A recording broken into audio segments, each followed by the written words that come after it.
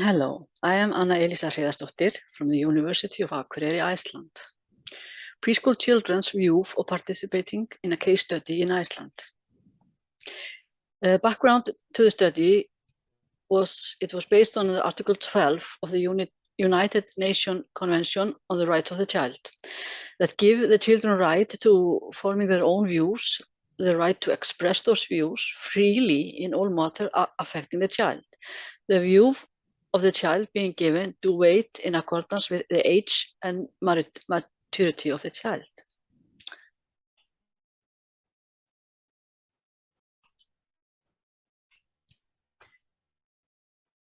This is a part of a bigger study named Makerspaces in the Early Years in Changing Digital Literacy and Creativity. And the Akureyri team, it was, as mentioned there, me, Kristín Dýrfjörð, and Margrét Elísabet Ólafsdóttir. Aim of the bigger project was to investigate how 5-year-old preschool children approach digital technology to learn, create, and play in a preschool setting.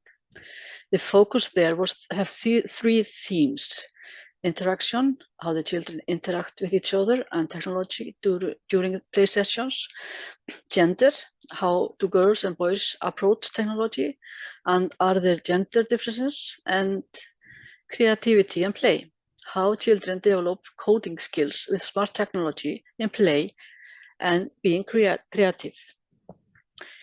Aim and method of this part of the study was to see how, answer the question, how do preschool children experience their participation in a case study. We built this on this idea that the children are powerful and able. 9 5-year-old children, 4 girls and 5 boys, participate in a workshop, makerspace workshops. And then there they played with digital toys, with Lego and other creative materials under the teacher's guidance. The studies were performed in their preschool. It was 6 workshops, 1 to 1.5 hour long each, and the children choose to be there. They had, they could leave when they wanted, and we told them repeatedly.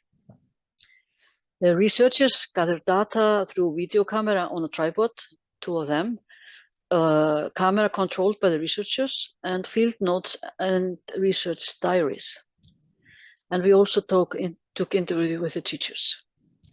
Children gathered data through GoPro camera. It was handheld or in a chest mount, and they choose to have it. It was just there, they can go there and take it when they wanted to. They had iPad, we set it up just like and introduced it as a reporter's desk. They can interview each other or show their work or something, just what they wanted to do. And in the end of each workshop, each children filled out an evaluation form with emojis. And when they finished that, the teachers sat down with them and asked them what, why, how, what were you feeling? So get some more deeper, information about why they answer just like they did. We also took focus group interview with the children 10 weeks after the workshops, and there was something going on in the school, so we couldn't go back right after the workshops, and we were concerned it was a too long time for the children. They wouldn't remember us or wouldn't remember the workshops. So that was the frame of this study. In the evaluation form, the children, they could put emojis, smiley, down-faced, or neutral, in their evaluation form, and then the teacher asked them why, and he wrote down their answers. Here is the teacher in our study asking a child about its evolution. Okay. The children use the emojis not quite like we thought they would, not quite like grown-ups. So that was an interesting fact. I'll show you so you can see this better. Okay. Example, child A put a smiley face and a downcast face and said, I had fun drawing and playing with the bluebot. The sad face is because I wanted to try something but did not have the time. So it wasn't really something bad that happened or he was bored or something. It was because he couldn't do everything he wanted to do. Child B put 3 in a row and said, first it was fun, then it was not so fun, but then it was fun again. So he was telling a story with the emojis. Okay, child C. Playing a reporter in the iPad was fun, but I did not like the robot. So something was good, something was boring or not so good. Child D said, also 3 emojis. I don't like to draw. And Bluebot just kept on crashing into everything. So it was something didn't quite work up like she thought it would be or she wanted it to be. So, and child E gave us the workshop a neutral face once and said, I wanted to be a reporter. So there was something he wanted to do but hadn't time to do or didn't do in these workshops. And the last one is, I had just the right amount of fun. And it was neutral. So you can see in this, there's a lot of things behind the emojis, behind the revolution. And we learn a lot of this because why do they do it different than I would? Because I'm grown up and I'm taught to be, it's just one meaning. But the children's explanations gave us a fuller picture. I think we should have done more of that. In the end, children said you could have interviewed more. So the teacher did it, but they wanted us to interview them. They wanted to tell us how this all was from their point of view. So we learned a lot about this. In the interview, focus group interview, 10 weeks after the workshop, we had photos so they helped them remember. And this is an example of the photos we showed them. And also for you to see what they were doing. And in some of the photos, they are using the, GoPro or the iPad. And then we have the results. Children had a lot to say about their experience during the workshops and participation.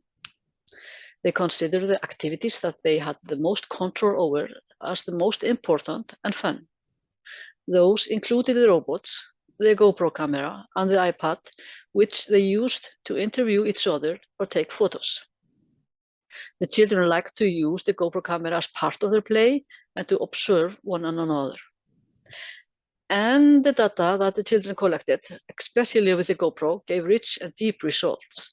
And we have wrote an article from that point of view, from the children's point of view, because the best data was the data the children gathered. They had the GoPro camera. It's a tiny one. And as you can see up in the corner, the girl is using it as a camera. But in the first workshop, they asked, can you loosen it up so we can see? And we loosened it up. And in the end, they took it from all the gadgets and just put it where they were playing. So we learned that. That gathers data really, really well that way. So we learned a lot from the children. The evaluation form, as I said, they used the emojis in a more complicated way than we expected.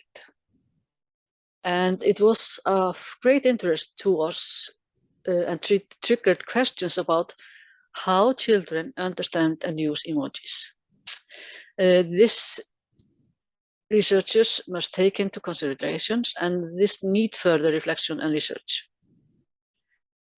The emojis did not stand alone as an evolution. The children comments and explanation made the researchers aware that the children used the emojis to explain parts of the workshops, not overall feelings. And in the focus groups interviews, they showed us that the children were interested and had many options about the project. They discussed, reflected, and made critical comments about their experience. Yes, quite, we were impressed with the children. The children made comments about the researchers and the role in the workshops. There were always one researcher in the workshop, not all of us, just one at a time. They thought the adults could be disturbing, especially when the cameras were in their faces, as they used the word, not put the cameras in our faces.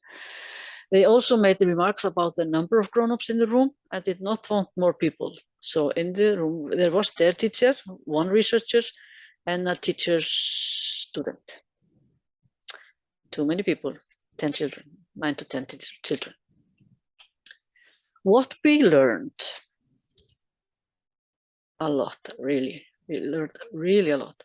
But researchers have to make sure they don't interpret data from or about children from the grown-ups view.